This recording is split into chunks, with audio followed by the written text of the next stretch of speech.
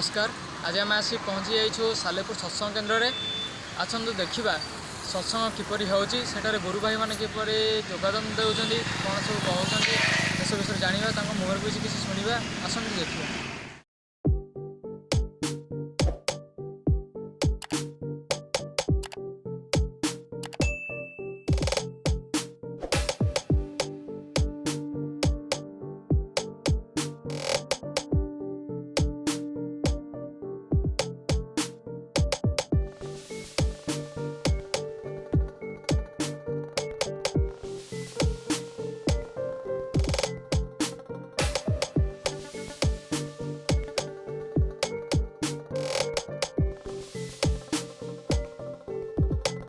उठा भजन कीर्तन चालू तक पार्श्व से मुझे डी गई संगे संगे ऑर्केस्ट्रा रेडी जाए भजन कीर्तन चले दीटार चले तीनटार चले भक्त पटाल 2 घंटा करके राम घंटाई करके कहूँ दिन मु 3-4 घंटा बसे अबिंदा कथा पचार अबिंदा को आउ जड़े भक्त पटाल आप सब नाम ध्यान करती ना मु दिन ध्यान में बसी जे 1 दिन गला 2 दिन गला 3 दिन गला 4 दिन गला मु ध्यान में बसी मोर दादू मैंने बड़दादा मत कहले अरे वर्षा हो छता टाणी दे तो 4 दिन पर मो दादू मो ध्यान भंग कर ये हूँ से अबिंदा जन्मदिन जे कहले आम एपार मानुष नय जखन सूर्य उदय है जो सूर्य उदय होती गोटे क्षीण आलोक दे बाहरी आसे सूर्य अस्त हे से क्षीण आलोक दे से लीन चक्रफट आपण पाखे हृदय सब रोना चली जाऊँगी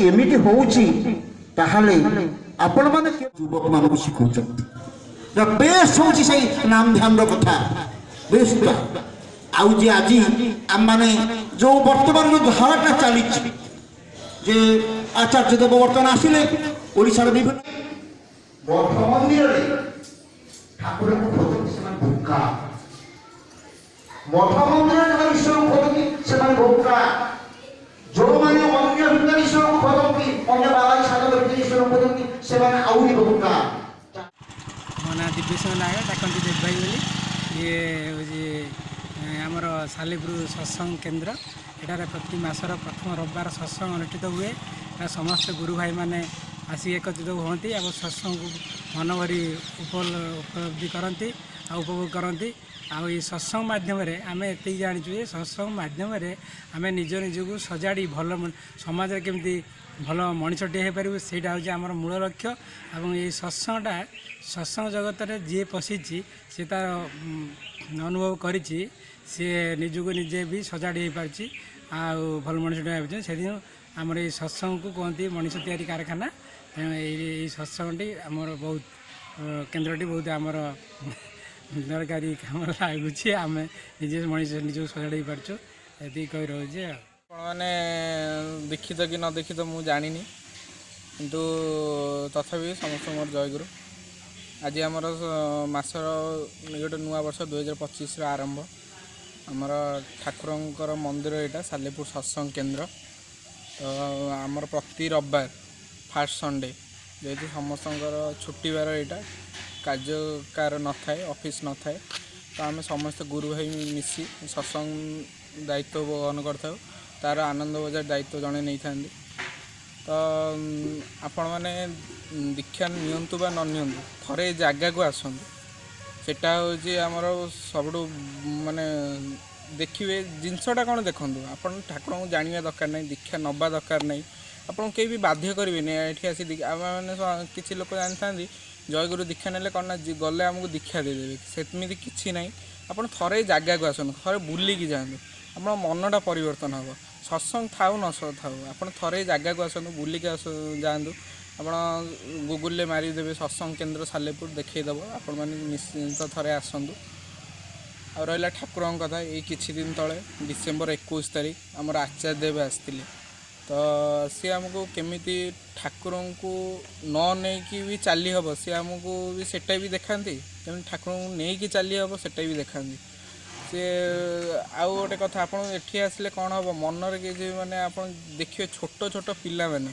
आपणकर 20-18 वर्ष मत आज्ञा हूँ 18 वर्ष मु 18 वर्ष बयस मो सांग मानू देखी मद पीकी सिगरेट खाई ମାତାଲ ହେଇକି ବୁଲିବା, କିନ୍ତୁ ମୋ ଯେଉଁ ସତ୍ସଙ୍ଗର ସାଙ୍ଗମାନେ ଆମର ଏଇଠି ଡ୍ୟାନ୍ସ କରୁଛନ୍ତି। ଡ୍ୟାନ୍ସ ଏମିତି କହିଲେ ଉଦ୍ଧତ ଡ୍ୟାନ୍ସ ନୁହଁ, ଯେମିତି ଆପଣମାନେ ଦେଖୁଛନ୍ତି ବାହାରେ, ଏଠି ଦେଖିବେ କୀର୍ତ୍ତନରେ ଡ୍ୟାନ୍ସ କରୁଛନ୍ତି। ମାନେ ଆପଣ କହିଲେ ଉଦଣ୍ଡ କୀର୍ତ୍ତନ ଯେଉଁଟା ଏଠି ଆପଣ ଦେଖିବାକୁ ମିଳିବେ। ଆପଣ ବାପା ମା' ତ ଆଜିକାଲି ସେଇଆ ଚାହାନ୍ତି। ମୋ ବାପା ମା' ମୋତେ ନେଇକି ବହୁତ ଖୁସି ବି ଅଛନ୍ତି। ତ ବେଳେବେଳେ ଆମେ କିଛି କିଛି କଥାକୁ ନେଇକି ଆମେ ପିଲାଙ୍କ ଉପରେ ଚିଡ଼ୁ, ଇଏ କରୁ, ସେଇଟା କରୁନି ସେଇଟା କରୁନି। ଠାକୁରଙ୍କୁ ନେଲେ ସେଇ ଜିନିଷଟା ଆମ କ୍ଷେତ୍ରରେ, ମୋ କ୍ଷେତ୍ରରେ ପରିବର୍ତ୍ତନ ହେଇଛି। ଆପଣମାନେ ଧରିବା ନ ଧରିବେ ସେଇଟା ଆପଣଙ୍କ ଉପରେ ଡିପେଣ୍ଡ କରେ।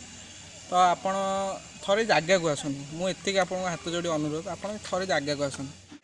ଜୟଗୁରୁ, ସମସ୍ତଙ୍କୁ ଜୟଗୁରୁ। ଯେ ଏଇ ଖ୍ରୀଷ୍ଟୀୟ ନବବର୍ଷରେ ସମସ୍ତଙ୍କୁ ଅଭିନନ୍ଦନ। ଆଜି ଜାନୁଆରୀ 5 ତାରିଖ, ସଂଯୋଗସ୍ଥ ଦୁଇଟି ଉତ୍ସବ ଆମେ ଏଠି ପାଳନ କରୁଛୁ। ଗୋଟେ ହେଉଛି ଯେ ସାଲେପୁର ସତ୍ସଙ୍ଗରେ ପ୍ରତ୍ୟେକ ମାସର ଯେ ପ୍ରଥମ ରବିବାର ଏହି ସତ୍ସଙ୍ଗ ହୁଏ, ଏବଂ ସେହି କ୍ରମରେ ସଂଯୋଗବଶତଃ ଯେ ଏହା ଆଜି ପୂଜ୍ୟପାଦ ଶ୍ରୀ ଶ୍ରୀ ଅବିନ୍ଦାଙ୍କର 25ତମ ଜନ୍ମଦିବସ।